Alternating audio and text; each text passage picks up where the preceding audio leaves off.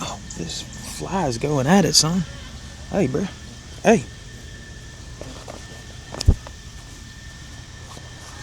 Crazy. I have been so excited to finally make this video. A little bit before last October, I actually tried the League of Legends card game called Riftbound out, and honestly, I just had a really great time with the game, and I've been playing ever since then. And honestly, it's just kind of been the perfect other game that I can play with One Piece. And this weekend, I'm actually heading to Atlanta, Georgia for the Regional Qualifier. As of right now, these are the biggest events that Riot is putting on for this game, and it's by far going to be my biggest card tournament ever for any game. Obviously, I am nervous, but I am super excited, and I know that it's going to be a ton of fun. And I'm actually going with my good buddy Cody. Cody is a great One Piece player, a friend of mine, and actually the person who got me into Riftbound before the game came out. I'm actually going to go a little bit more in depth into Riftbound in a second. So if you're already familiar with this game and already know all the things I'm about to talk about, there are timestamps in this video so y'all guys can just scroll on to where you want to be next. Welcome to the newest segment of my channel called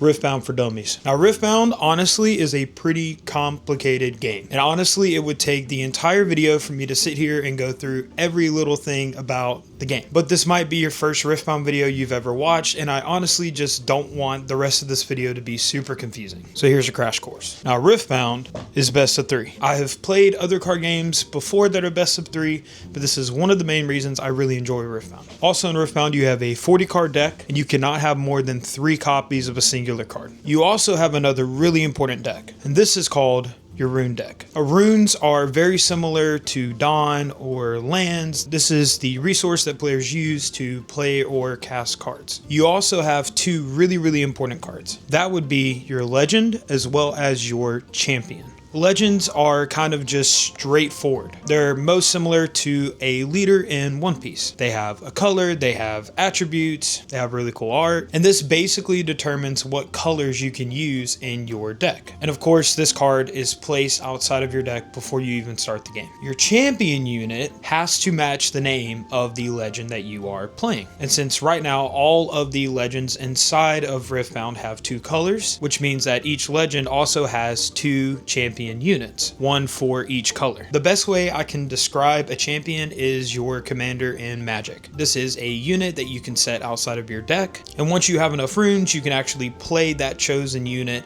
out into your field. I do want to get a little bit into playing cards. You see, there are cards in Riftbound that just cost energy. This is basically what runes create whenever you tap them. There's also a second cost in this game called power. These are indicated by icons underneath the cost of a card. This basically means that as an additional cost to paying the energy, you also have to recycle one of your runes that corresponds with that color. I don't want to confuse you guys, so I will give you an example. Let's say that I'm playing orange and my chosen champion is particularly the green Ornn. Ornn costs 5 energy, and then he costs 1 green power. This means that for me to play Ornn, I have to tap 5 runes, then I have to take one of my green runes, flip it upside down, and put it at the bottom of my rune deck. This is by far one of my favorite mechanics in Riftbound. This is basically just another way to balance the strength of a card. Sure, you might have a card that has a absolutely busted effect, but normally that means that you have to recycle more. And in most cases, this means that you can't play the same card on your following turn. Or if your opponent finds an answer to that card, then you are grossly behind on runes compared to your opponent. It adds another depth of strategy, and I really enjoy it. Now let's talk about something really important, and that's winning. Unlike a lot of other card games, you don't actually win directly through combat. There's not really a life system in this game. You actually win by scoring. I feel like I'm already losing you guys. So to clear it up, let's talk about another type of card in Riftbound. And these are battlefields. Now, before you even start a game of Riftbound, as you're building your deck, you will select 3 different battlefields to include in your deck. There is a plethora of battlefields that all do different things. Basically, when you sit down to play Riftbound, you and your opponent each pick a battlefield, and then you place them onto your playmats. This is also not connected to your base. Basically, anytime that you play a permanent, unless you already have guys on a battlefield, then they go into your base. This is kind of like your bench in Pokemon. And then once those units become ready and they're untapped, you can then move them to a battlefield by turning them sideways to hopefully score you some points. This doesn't have to be your battlefield that you chose, and it doesn't have to be the battlefield that your opponent chose. It's just one of the two. Now, if you move your boys to a battlefield that doesn't have anything on it, then technically you conquer. And when you do this, you gain 1 point. Now, what's really interesting is that if you still have units on that battlefield at the start of your next turn, then you hold that battlefield. And on top of that, you score another point. Basically, you and your opponent are going to play units and spells, trying to conquer battlefields and kill your opponent's guys on battlefields. And through conquering and scoring, one of you guys will end up reaching 8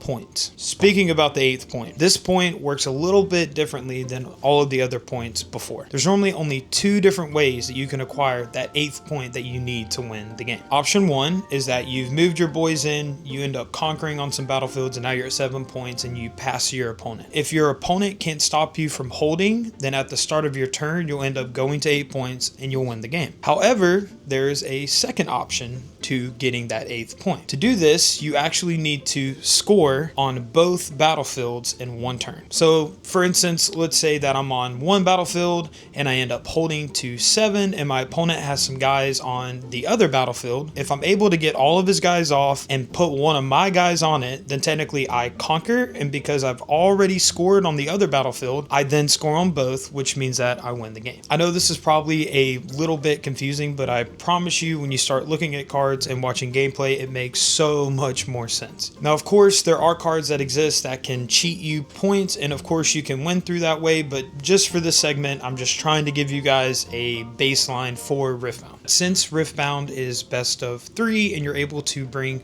3 battlefields, that means that you can plan ahead what battlefield you want to use, determining on how your games go. Normally, every single deck has a blind battlefield. This is mainly just a battlefield that's generically good for your deck, regardless if you get to go first or second. And then your other 2 battlefields are normally a battlefield that's really good when you get to go first, and then one that's really good when you get to go second. This is perfect because regardless if you win or lose your first game, you always have a battlefield prepared for the following one. And then determining how that game goes, you have your 3rd battlefield for the outcome of that game. Another thing that I really like about Riftbound, an 8-card sideboard. Truth be told, this is the first TCG I have ever played that has a sideboard, and I'm not gonna lie, when I first started Riftbound, I just never made one for my deck. But as I've continued to play this game, there is so much value getting together a really solid sideboard. Just like in One Piece, there are matchups in Riftbound that you just don't want to see. If you're playing an aggressive deck that has a lot of low to the ground units, you really hate playing against removal. So you can always slap in a couple of counter spells into your sideboard, that way that you're prepared for that matchup. Because of the sideboarding and the battlefields, I truly have never felt like I'm just in an unwinnable matchup. There's always a glimmer of hope no matter how unfavored the matchup is on paper. Now, of course, there are so many things that I am leaving out, such as spells and gear and units, but for the most part, these are basic TCG terms that kind of just do what you think they do. I really just kind of wanted to go over some of the basics so that you guys are not completely lost for the rest of the video. So with that being said, we're going to get into the deck that I am bringing to my Atlanta Regional Qualifier. Let's go. So I've actually decided to play one of my favorite League of Legends characters,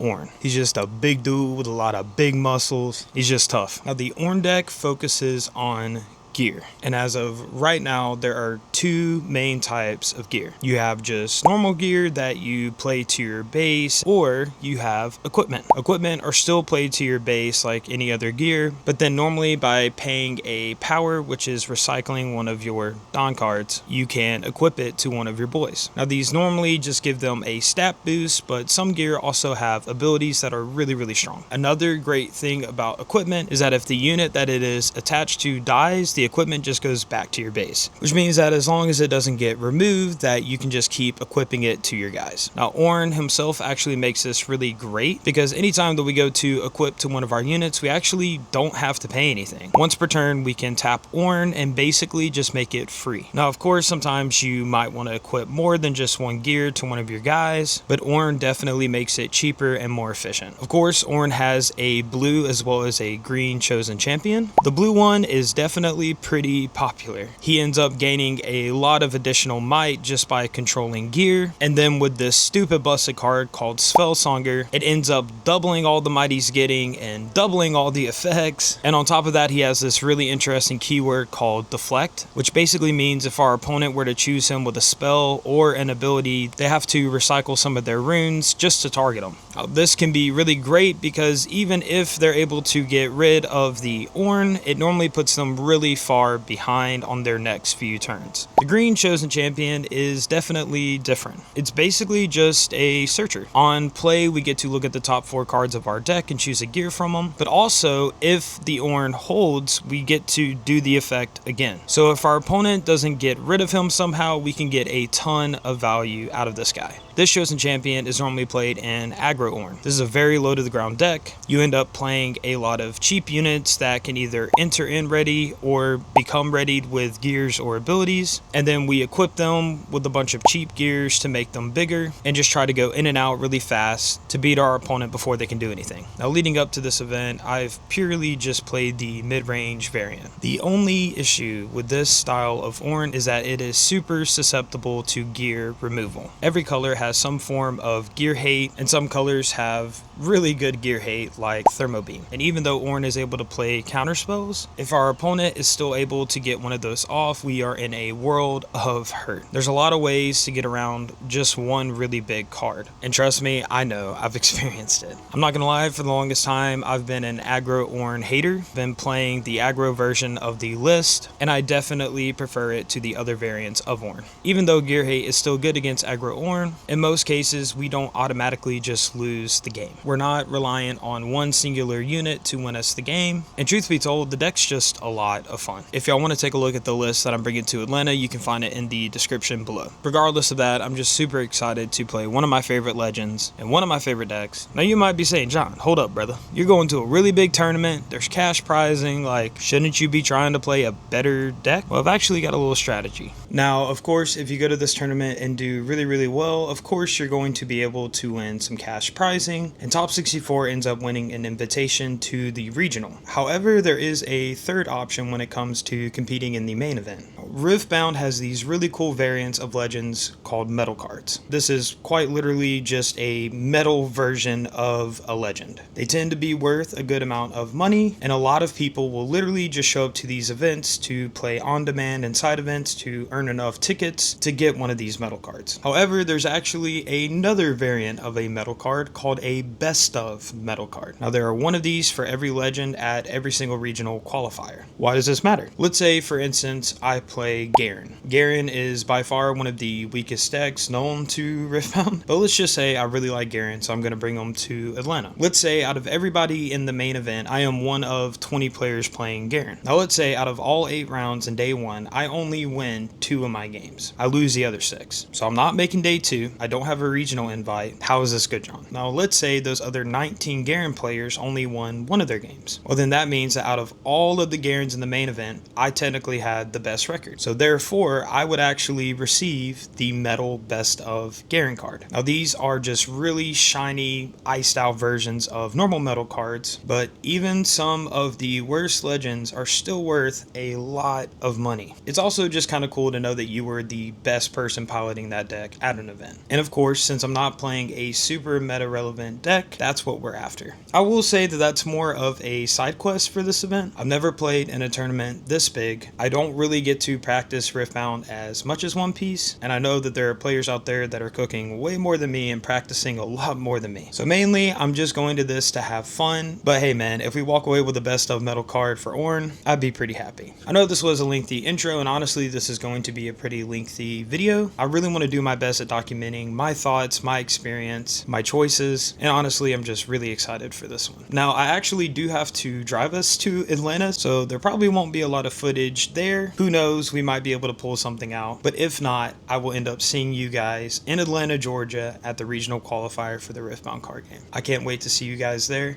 and let's go. We in Atlanta, baby! And how did we get this far? Catch you backing off the driveway. My hands across your throat. Oh God, I gotta have it. I gotta have it. There's something about Jerry's jacket. There's something about Jerry's jacket. There's something about Jerry's jacket. Gotta have it. Gotta have it. Alrighty, we are in the event hall, and man, there's just a lot going on. There's a lot of people. That line was insane. The line to get into this venue was just absolutely, it was crazy. But we're in the venue now. It got real when I saw the best of Metal Orn, like that. This is like legit a thing. Me and Cody have a pre-regional challenge that we're doing. It was supposed to start 2 minutes ago, so we're gonna see what's going on with that. I also was not aware that I needed to submit a deck list for this in person, and so Cody was an absolute go and helped me get that in so that I don't get in trouble. And then I just went ahead and threw new oversleeves over my deck so I don't get in trouble for that. After that, we also are playing in the Super Nexus Night event, which is a best of 1 event, but this pre-regional challenge is going to be best of 3. We are in fact playing Aggro Orn. That's the deck that I decided to go with, and so really excited to play it and get some more reps in. Today's really just serving as prep for me for tomorrow,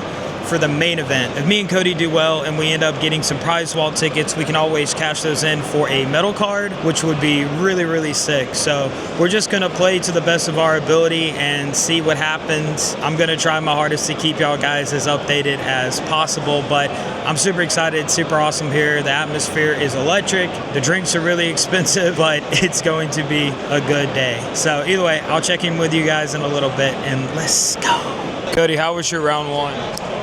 My opponent didn't show up, so I crushed. Guess whose opponent did show up? This guy. Didn't go good. Played against Draven. I was so overwhelmed, like just sitting down, trying to like get everything together was just super overwhelming. But luckily my opponent was, man, just a super cool guy. Game 1, it wasn't as close. I didn't find any units until too late in the game. And then game 2, I somehow ended up with the wrong battlefield. I was able to get to 6 points extremely fast, and if I was on the correct battlefield, I would have just won. But nevertheless, it ended up making our game super tight, super close in game 2. But ultimately, through a couple of cleaves and falling stars, he was just able to get there. Either way, we're gonna play a couple more rounds, and I'll check in back with you guys and let you know how it's going. Let's go. Alrighty, it's been a pretty long time since I've given you guys an update. I'm not gonna lie, I hit like the craziest fog, I guess is the best way to describe it. The pre-regional event just was not good for me. My first 3 rounds, as you know, were Draven in the first one, and then I played against a Kaisa, and then I played against an Aurelia, all meta decks back to back to back. One thing that is pretty important to note about that event that I wasn't all the way aware of, there's no incentive for you to play a deck that's not one of the top meta decks. I remember after my second round, when I ultimately lost to Kaisa, I kept walking around, and I just didn't notice hardly any decks that weren't in the top 5 on the meta charts. I ended up losing to that Kaisa. Shout out to my opponent though, Jeremy, he was so cool. I ended up winning the first game really fast, but once he sideboarded and kind of knew what to do, he was able to just remove my important guys off of the board, and so we ended up taking the L there. And then against Aurelia, I actually had probably one of the most impressive wins I've ever had against Aurelia. I lost game 1 pretty quick, but in game 2, my opponent actually played all 3 3 copies of their chosen champion Irelia, and I somehow was able to get rid of all 3 of them and get the dub. It's just really confusing how that works out, but I ended up losing a really close 3rd game. So with me losing my first 3 rounds, there's no chance that I'm getting any prize wall tickets from this. And while sure, it's nice to practice against meta decks, I wasn't too sure. I got in this fog where I started overthinking my deck list, and it just got really messy. When I sat down for my 4th round, my opponent was a no-show, but so was the guy next to me. And shout out to him because he was just really cool. He also had a rough day, and we were just able to sit there and understand that these are card games at the end of the day. You're not always going to win. Your opponent is sometimes going to top deck exactly what they need, and that's just the reality of it. I was still kind of bummed, and so with 3 rounds left in that event, I just dropped from it. I ended up door dashing me some Panda Express. Come on, somebody, you better preach. And as I'm subbing my face, I realized that I've got 5 minutes before this Super Nexus Nights. Now, something interesting to note about this is that it's actually best of 1, and it's also pre-sideboard. So you get to see what your opponent's playing and then pre-adjust your deck before you start your best of 1 game. In my first round, I actually met somebody really cool who was actually cosplaying Ezreal. Here's a picture of that. He was playing Victor and honestly just said he didn't have a lot of practice against Ornn, and I was able to get the dub, but it was such a cool experience. So much so that he gave me this little Poro pin for my competitor badge, and then he asked me a question if I play Singularity in my deck, which I answered, of course, yes. So then he pulls out this card, and at first I have no idea what's so special about it until I noticed this signature right here. Now what's really cool about this is Alan ZQ's signature. This is a regional qualifier, topping and champion, one of the best players when it comes to Riftbound. So it's signed by him, but it's also signed by the Summoners Weekly podcast. These are guys that I listen to during the week along with the Pop 1 podcast, and they just have amazing content. From having such a rough day to now experiencing that was just so cool. We had to wait a pretty long time for round 2 to kick off. I ended up sitting across a really cool opponent that was playing Set. His name was Javon. I'm not gonna lie, I won die roll, but this game was super down to the wire, and it basically came down to me being able to thwonk his Set and him not being able to do anything about it. But after our game, we started talking and just kind of hanging out. Such a cool guy, and he actually gave me one of these stickers. I'm not sure what it's from, but it looks really cool, and so I'm really glad that he was able to give that to me. We should have 2 more rounds of this Super Nexus Night event. I'll be honest, I kind of lost Cody. I know that he was doing really, really good in the pre-regional tournament, so I definitely want to check in and see how good he did. But regardless of that, we're going to try and play these last 2 rounds and get some more practice before we head back to the hotel and try to ultimately figure out my game plan for tomorrow. So I'll see y'all guys then, and let's go.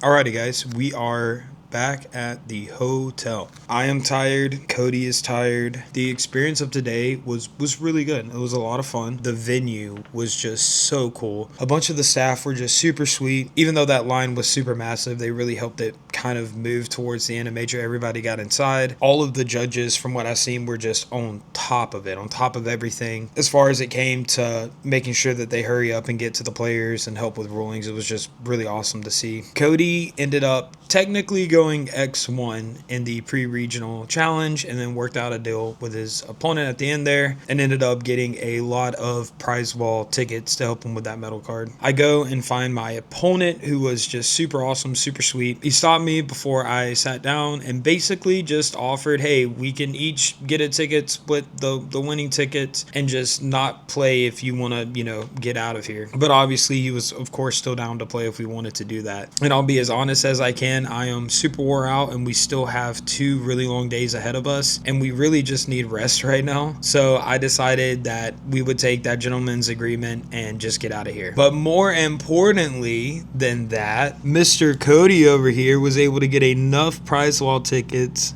for a metal Teemo. It's a heavy card. It's so sick. So sick. So that was just really cool, because there were a lot of people that were still trying to grind tickets and pull tickets and try to figure out how they were going to manage to get a metal card. And honestly, with all the nerfs that they did to trying to grind for tickets by yourself or with a small group, I wasn't too hopeful, but Cody was able to get there, and I just think that's super awesome. We did end up making some changes to my list. Me and Cody both have a a round 1 bye tomorrow, which means that we don't have to be there as early as everybody else. If I'm being totally honest, my main goal for today was just trying to get adjusted. This is a new Ornn list that I have not been playing very long. This is also the biggest tournament I have ever been to in my life by a mile. And on top of that, there are just some really great players here, and the atmosphere is very different than what I'm used to. So being able to basically spend all day at this event playing cards, playing against good players, getting a feel of how everything is ran and how it feels, honestly just makes me feel a lot more comfortable going into tomorrow. Of course, I'm still going to be nervous and probably still have doubts, but at the end of the day, this trip has already been so fun. I've already met so many awesome people, and I'm really excited for the rest of this tournament. So I'm about to grab a shower, try to get some sleep, and I will check in with you guys tomorrow when I get to the venue. Let's go. What is poppin'? We are actually officially here now. There are a lot of people, almost the exact same amount of people that there were here yesterday. For us to make day 2, we have to have a record of at least X2. Luckily, I had a free win starting off with a bye, but that does mean that I didn't get to open up my day with a game of Riftbound, so now I've got to try and hurry up and adjust. Funny enough, the first featured match on stream was actually mid-range Ornn. I'm not sure how it's going, but I know he absolutely demolished in game 1. It was super cool to see, so shout out to him. So either way, I'm going to try and settle down before I get into my second round, and I'll let y'all guys know what's going on.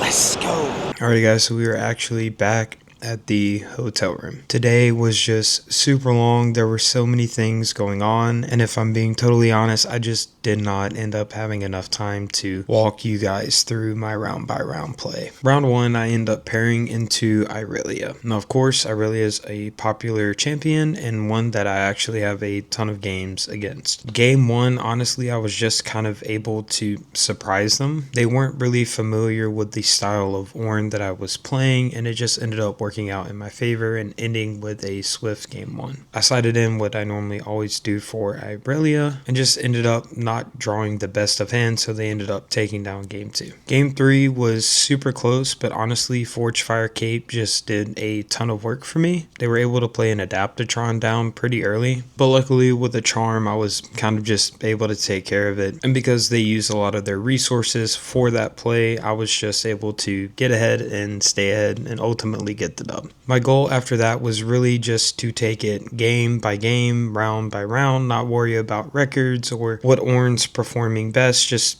play the best that I can. Round 3, I ended up pairing into an Ahri. Shout out to my opponent, he was super cool. Now of course, Ahri is not a matchup that I even prepared for. They were actually playing a really interesting like aggro Ahri variant. Game 1 honestly was just super drawn out, but I was somehow able to just get there. I wasn't really sure what to sideboard in, but I figured grabbing an extra Defy and maybe some other ways of removal would be nice. My hand for game 2 was just not great. I didn't have any playable units and just a bunch of gear and spells and didn't draw into what I needed. So after a couple of turns, I just knew there was no way I was going to get there, so we can save our time since game 1 went for so long to try and get this game 3 in. Honestly, game 3 wasn't going that bad. I was able to keep them off of battlefields and keep their base empty, so they weren't threatening anything immediately. That was until I went to push into one of their battlefields that they had a smaller unit on, and they went to play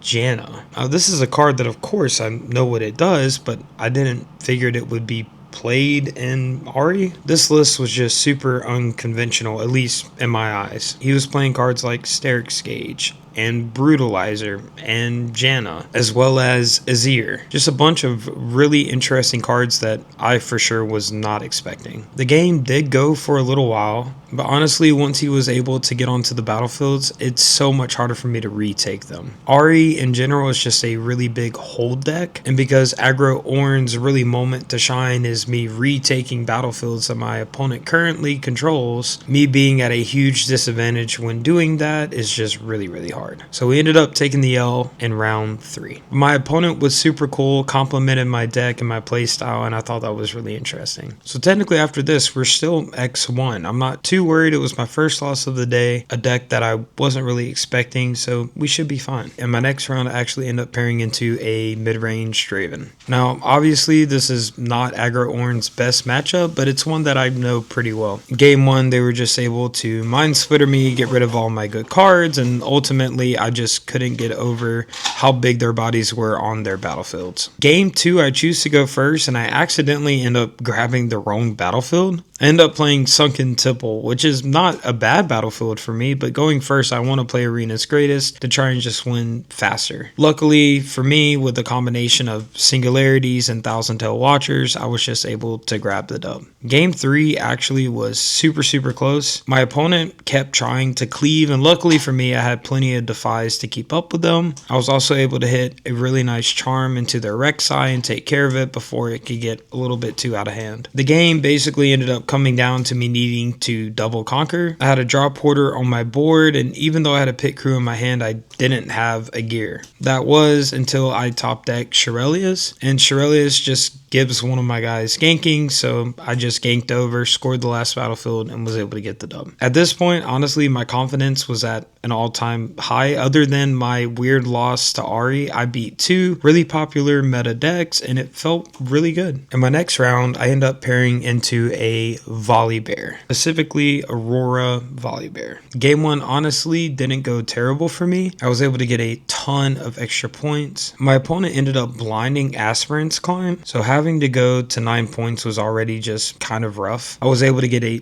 ton of early aggression down, and I thought that that was obviously a really good thing. But once they got an Aurora down with a bunch of other units, I quickly realized that none of my guys were going to be able to get big enough. And of course, because I didn't find a charm, there was not really anything I could do. And in game 2, I just kind of end up messing up. So in game 2, I end up starting my really good battlefield, Arena's Greatest. It just helps me get to where I need to be to win the game faster. Unfortunately, I didn't find more than one unit, so I wasn't able to double conquer or double hold. And when I finally was able to set up a pit crew, I decided to land it on a battlefield that I can't remember the name of, that actually ended up just helping my opponent out a ton. I know reading's hard, but I thought that if I held it, only I got to channel a rune exhausted, but it actually meant my opponent could as well, and so it just kind of helped them out. Now luckily for me, I have 2 rakes in my hand, which means that if he goes to play Aurora, I'm immediately going to get rid of it. But of course, my opponent sabotages me, sees the rakes, and decides just to play his big guys from his hand. This, in combination with Punch First, which I have no way to get around, just meant that he was able to get there. That was my first 2-0 loss for the day, and it put me at X2. And I'm trying not to think about it too much, but with 3 rounds left in the tournament, I basically have to win out if I want to make day 2, and I haven't even checked where the orange standings are, so I don't know where I'm at when it comes to trying to win this best of card. In my next round, I end up pairing into a Victor. Now on paper, this isn't the worst matchup for us, but it definitely could be easier. Game 1 just wasn't really all that close. I didn't find any of my units. He was able to just establish a bunch of tokens and get a bunch of early points, and it just didn't work out. For game 2, I made sure that I sided appropriately. Bluehorn is really good in this matchup since I can make it pretty big, and if they want to deal with it, they're going to have to give me more runes. I was also able to set up a cape, even though my opponent was getting a ton of points. Speaking of points, my opponent already was up like 4 or 5 on me, so I was getting worried. I actually decided to hold off on playing my Ornn for 1 turn, mainly because I only had 1 gear that didn't really benefit me, and I wanted to make sure that he was as big as possible before I dropped him. So I took a turn and made sure that I played a Syl and Poro Snags and Brutalizer, and just tried to get as many gear on the board as I could before I slammed down the big blue man himself. By the time I did, I was also able to throw a Forge Fire cape on him, which is just super nice. So I passed to my opponent, who's on 6 points. They have a couple of recruit tokens and then a pit pocketer in the back. So honestly, I'm just not that worried. Mainly because I have 1,000 Watcher in my hand, so on the following turn, whatever they push into the other battlefield they're going to try and hold, I can just clear off of it. My opponent ends up playing a Riptide Rex, I believe is the name, to deal damage to my Ornn. Theoretically, he can send in a recruit token and maybe that pit pocketer and get rid of my Ornn, and then conquer with one of the recruit tokens and send the other to the unoccupied battlefield and just get the win. But of course, I have Forge Fire cape. So my opponent moves the token into the empty battlefield and gets a point, and then goes to move what's remaining into my battlefield with my Ornn. I go to activate my Forge Fire cape, and my opponent moves his units back to his base. Of course, I knew that this was a misplay on my opponent. Now, obviously, at this moment, I have two options. One, I can choose to just go with it and allow my opponent to bring his units back to base and try to find a different way to get the game on that turn. Or I could raise my hand and call a judge over and see what they would think about it. Now, obviously, because my opponent declared a showdown and I already went to activate a trigger, 90% of the time the judge is going to rule in my favor. Honestly, at this point, I've never had anything like this ever happen to me, so I wasn't really sure what to do. I just played it out. Of course, my opponent had a Zhen Zhao in their hand and just played that down, and that was big enough to get over my Ornn, as well as conquer with one of the tokens to bring him to his 8th point and get the dub. My opponent did in fact have the out in their hand, they just didn't sequence it together properly. So with that being said, I'm X3 going into the last 2 rounds of the tournament. I honestly considered dropping until I finally checked to see where the other Ornns were at, and because my opponent's win percentage was pretty good, as long as I won my last 2 games and by some miracle the other Ornns lost a majority of theirs, then maybe we're good. Going into my 7th round, I was 4th to 5th place when it came to trying to get the best of card. I sat down against a Ezreal player. Ezreal is a deck that I don't have a ton of practice against, but they do have to end up using a lot of their removal on a bunch of our little guys, and then we just play more little guys and hope to just out aggro them. I was able to quickly get game 1 because my opponent just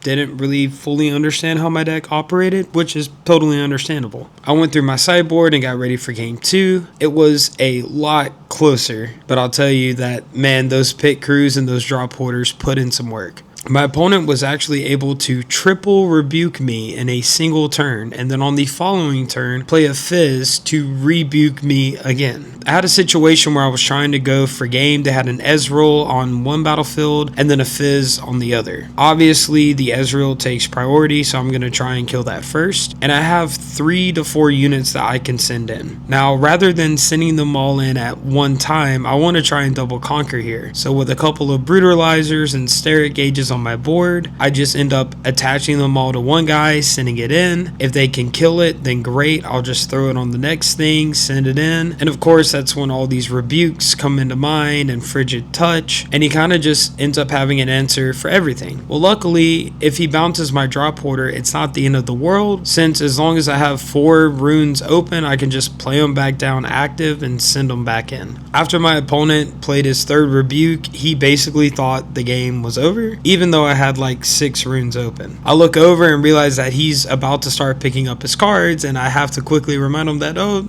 I'm not done quite yet. He's tapped out and low on runes, so I just end up equipping my Sterix Gauge to my Lonely Poro and sending it in to ultimately get rid of his Ezreal, and in combination with that and a Sprite Mother on the following turn, I'm just able to get the dub. So now we are still X3 going into the final round. I checked the standings for best of Ornn, and I am currently 5th place. For me to somehow magically get this best of Ornn, I need to win my last round, as well as pray that the other Ornns on top of me end up losing. This is a good and a bad thing at the same time. The people that I'm playing against are X3, which means that there's no shot they're making day 2. They're really only just playing because they're trying to get a metal card or just for fun. Whereas the rest of the Ornns that are above me are X2, which means that if they lose this final round, they're not making day 2. I go to sit down at my table, and my opponent just shows up and tells me I've got it. They were playing Kai'Sa, and obviously they didn't make day 2 compared to the other Kai'Sas, so they were trying to do me a favor and help me out. At the same time that this is all going down, the same thing happened to the guy sitting to my right, who, come to find out, was also an Ornn player, and in fact was the featured match in round 1 that was on stream for Atlanta. So I turn over and we start having a just giant conversation about Ornn, and since both of our opponents gave us our win, we just end up playing a mirror match for fun, since we both have never played an Ornn mirror match. Of course, he absolutely demolished me, but it was a ton of fun getting to talk about a deck I love so much with somebody else who enjoys it. We ended up hanging out for a little bit and talking, and as we got up to leave, I was actually actually able to notice that 2 of the X2 Orns actually got paired into one another. So of course, at that time, I knew that there was no way I was getting my best of card. But on the plus side, my favorite deck actually ended up making day 2, unlike Lil, which I think is really, really cool. And best of luck to them tomorrow in day 2. After this was over, me and Cody just booked it. We grabbed some dinner and then made it back to here.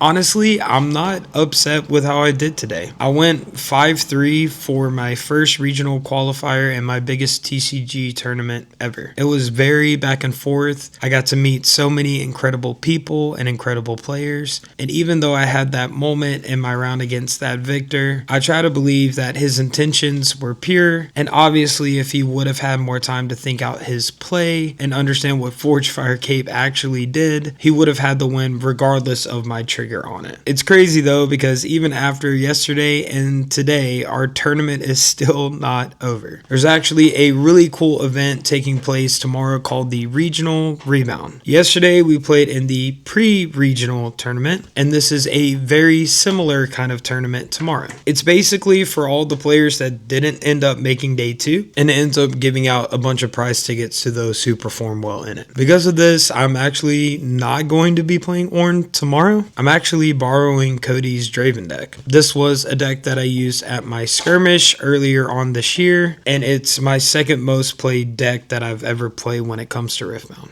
I'm really excited to get back to the tournament tomorrow, get to see all of the Ornn players going at it, get to catch up with some friends that I've made while I've been here, as well as get to play the game that we came here to play. So with that being said, we're going to try and get some sleep, and I'll see y'all guys tomorrow morning at the venue. Let's go.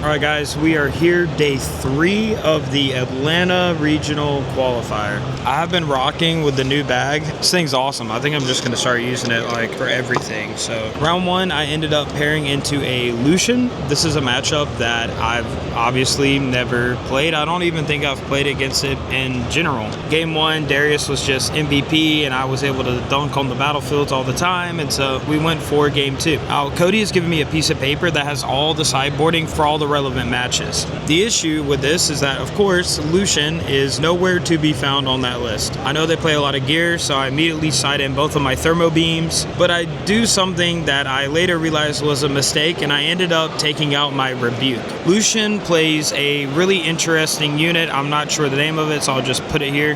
And basically, my abilities and my spells can't target it. Now, normally for Draven, that's not the end of the world, since most of my spells are just going to target myself. However, Rebuke is one of those cards that I cannot use on that unit. At game 2, I hit a really good thermo beam. I was able to hit like 2 Trinity Force plus the Sky something. But once he put a Forerunner, I realized that this deck had more to it than I thought it did. He then played a second one, and I just was not able to interact with all the gear and all the spells. I'm already thinking about throwing my Rebuke back in, as well as another one to help with this third and final game. The clock was also winding down, so we had to play pretty fast. And as I start my first turn, I realized that I don't have any of my Rebukes and that they're sitting in my deck box to my left. I still tried playing it out best I could, but unfortunately, I only saw one of my falling stars. I didn't find any Dariuses. It was just doomed from the get-go. So we ended up losing our first round 1-2. Cody and our other friend from our locals, Daniel, that is here, also ended up losing their first rounds. So it was just not a great start to the event. I checked pairings for round 2. I go and sit down, and after about 5 minutes, I realized that my opponent is just nowhere to be found. A judge walks over, they put a ticket on my table, and once the clock hit 50 minutes, I got a 2-0 win. Sure, it doesn't feel as good as actually grinding and fighting for your win, but at the same time, we'll take it at this point. Honestly, the only thing we're really playing for today is just prize tickets. For you to get any tickets whatsoever during this event, you have to have a record of at least 4-2. So now I'm going to attempt to try and go get a Monster or some caffeine and some food and try to hunker down for this last half hour before I start my third round. I'll check in with you guys later. Let's go. So I'm back home now. Real quick, I'm going to go ahead and finish recapping the rest of my rebound event. By round 5, my record is 3-2. This is absolutely pivotal because I can't afford one more loss. Now, if you remember, I have to have at least an X2 record to get any prize wall tickets, which means that I have to win this last round. I go and find my table, my opponent shows up, and before we play, we have a little chat, and he tells me that if he wins this round, he has enough for the medal card he's been working so hard for all weekend. And my opponent was actually on Irelia, and I'm just gonna be so real with you guys. I don't know if it was because I was tired or I didn't know if I was going to have to play that round or not, but man, I played so bad. And on the flip side, Cody actually won his last 2 rounds and actually ended up winning with a better record than you have to get prize wall tickets, and so he got a lot of tickets. Not enough for a second medal card, but all in all, it was still super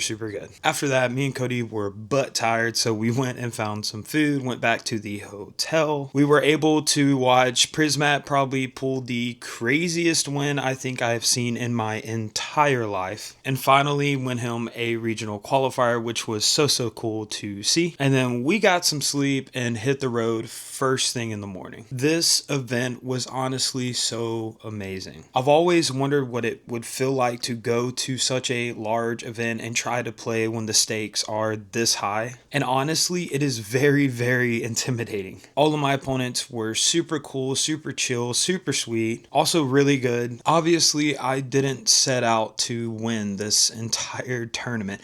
I didn't really even set out for me to make day 2 or win a best of medal card. I think I just went because I love community. I love people, man. That's something that I feel is a calling over my life, is just to love people. It's really funny because day 1 of this event, I talk about a fog as I'm eating my Panda Express. And it's funny because in my fortune cookie, I had this. Honestly, at the time, I'm in my fog. I'm also just stuffing my mouth. And I'm like, oh, well, this doesn't really make sense, whatever. But when I got home, I found a picture of it on my phone, and it really got me thinking. I met so many incredible people over the weekend. In fact, a group of people that we were waiting in line with, we kept up with the entire event. It seems like after every round or every couple of rounds, we would just find each other at a table and sit down and just yap and laugh. So while I might have not won a trophy or a prize card, I had an incredible time with some amazing people. I know this was my first Riftbound video, and I know it was a pretty long one, so if y'all guys enjoyed it, make sure that y'all guys like and subscribe, as well as let me know down below in the comment section below. But also let me know if y'all guys want to see more content for Riftbound or any other card games that y'all guys can think of. I started multi-CG not just for One Piece, even though that is the main game that I play, but honestly I love all card games because all card games have all different kinds of people, and like I said before, man, I just love people. Shout out to every single person I met, that I chatted with, that I played against. Y'all guys were absolutely incredible.